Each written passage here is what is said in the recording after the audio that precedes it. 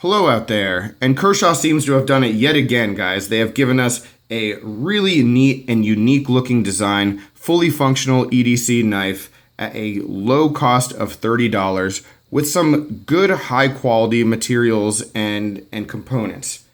And I'm just really impressed with this one. This is the Fraxion number 1160 Agenda Anzo design.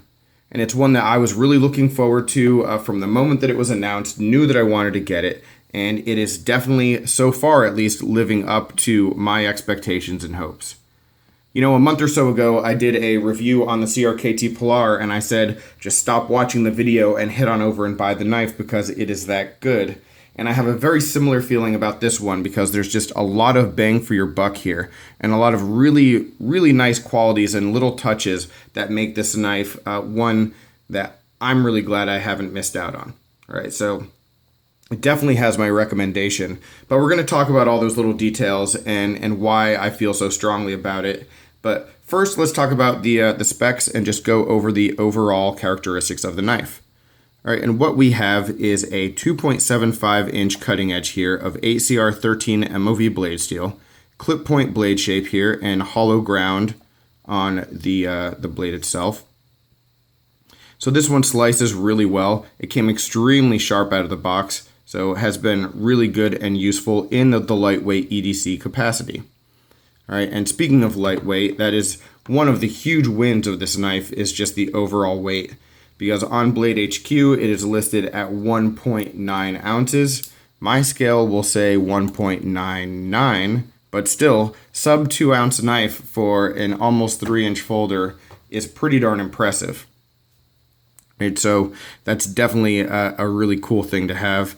And then as you move on back, you see the G10 handle scales here with a carbon fiber laminate, which is really nice, and another huge win that we will get into.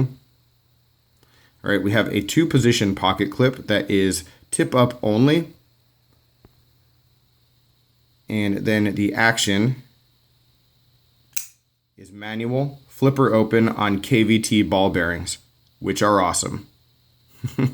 Really awesome. We have a liner lock, and it is an inset liner, and we actually only have a liner on that one side, on the lock side. So the other side is just G10, which is reminiscent of the Skyline, how there's only a liner on the one side, and that really cuts the weight a whole lot and helps it get beneath that 2 ounces. All right, so overall, just really nice qualities and characteristics, and we'll get into why I think that way, you know, and what the little details are that really make this knife a huge home run for me.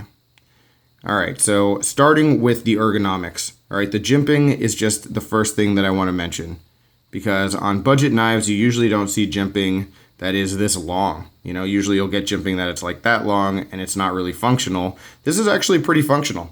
It's pretty good and grippy. Obviously not as high traction as you might want if you were to pay a lot more money for a knife, but you know, at this price point, this is sort of the best that you can expect, and it goes pretty far. So if you are choking up, you know, your thumb can still get grip on like the middle of it just to get you a little bit more security in the hand.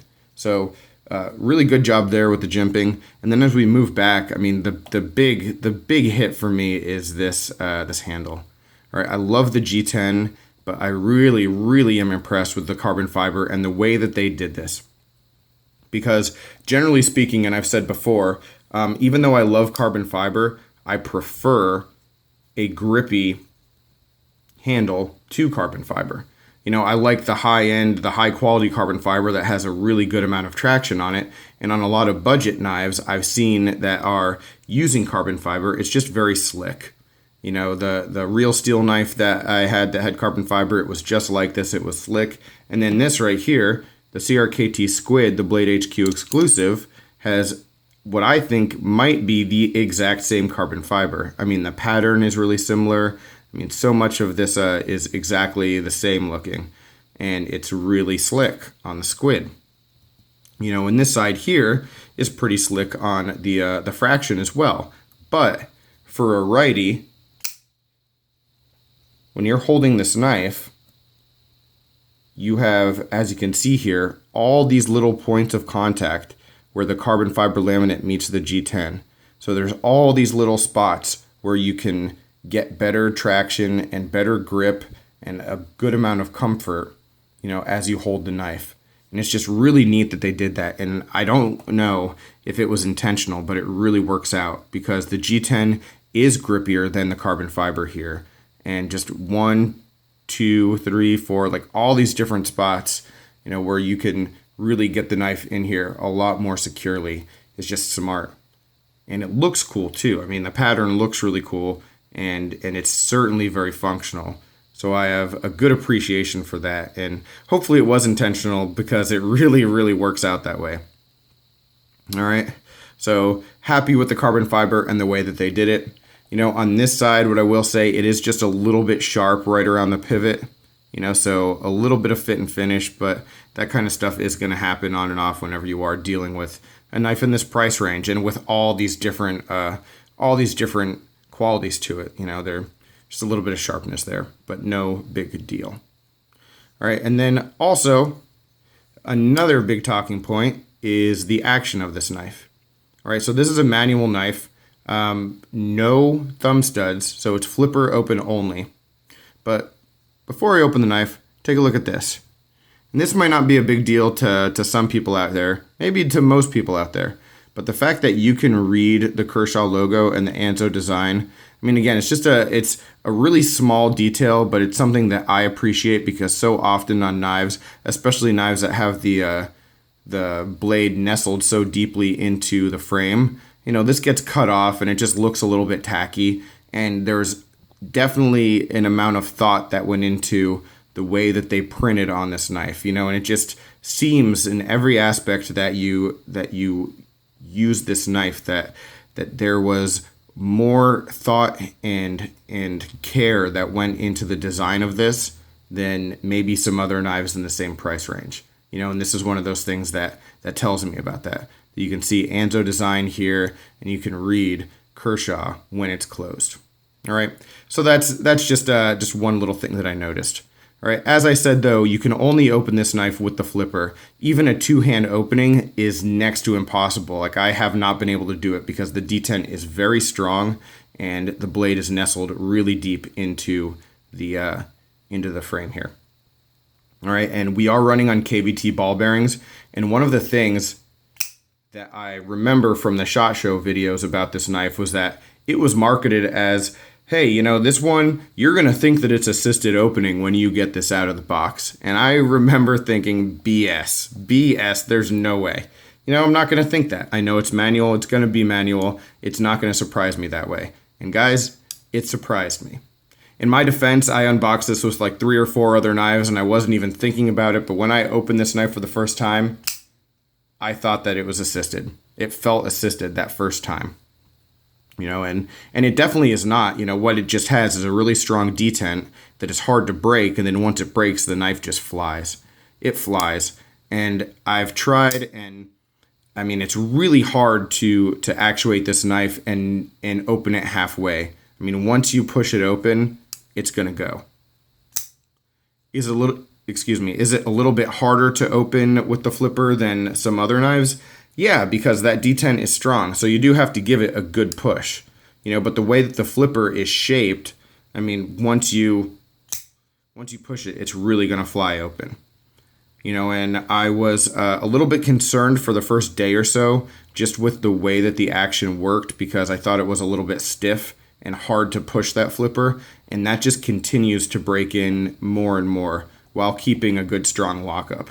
So yeah, if you get this knife, have it for a couple days and you're like, oh, it's just stiff, it shouldn't be that way. Just keep playing with it, man. Keep playing with it and it'll get a whole lot better. All right. So really impressed with that. Extremely smooth opening, closing, and just flies open. So yeah, another good win from Kershaw with this Fraxion. All right, talking about the pocket clip, one thing that I noticed is, although it does have a very similar shape and design to other Kershaws, there is not, at least that I noticed, there is not an actual ability to swap this out for some of those other clips. So it looks like a lot of the ones that you'll see on other Kershaws or ZTs, but it doesn't quite fit with them, even though it is the same similar shape. So might not be able to get a custom clip on this just quite yet. Maybe you can, but again, I'm just not sure. But one thing I will say about the clip is even though this area of the carbon fiber is smooth, this knife carries really well. Carries really well in the pocket. It doesn't slide around despite how slick the carbon fiber is here. I wear slacks to work every day, and I mean, it was very, very snug when I carried this to work. So I really like it in that regard as well. Like I said, lockup is extremely good. So yeah, overall, I mean, I'm just really happy with this one, guys. No surprise there. It's just something that I've, just really was looking forward to it, and definitely has lived up to the expectations so far. All right, one more thing I want to mention, because I noticed it just yesterday, was that one of the channels that I follow, Lefty Cutlery, just posted a review of this knife as well. And I'm going to link to that in the description down below. I actually haven't watched it yet. Just in a general sense, if I am planning to review a knife and I see that somebody else has reviewed it, I try to stay away from that video until I post mine, just to make sure that, my opinions stay my own. So I'm always, though, really interested in what Lefty Cutlery has to say, and I'm going to hop over and watch his video just as soon as I post this one. So yeah, if you want to check his out or want a little more information or another perspective, his is definitely a good one to check out. And so, like I said, there'll be a link to that down below as well. All right, guys, so any other questions, comments, complaints, suggestions, as always, let me know down below. I would love to hear from you, and I have a lot more on the way, some modification videos with the CRKT Pilar. Those are coming up next, and then a whole bunch of other stuff that I'm trying to catch up on. So, yeah, I appreciate your time and look forward to talking with you soon. Take care.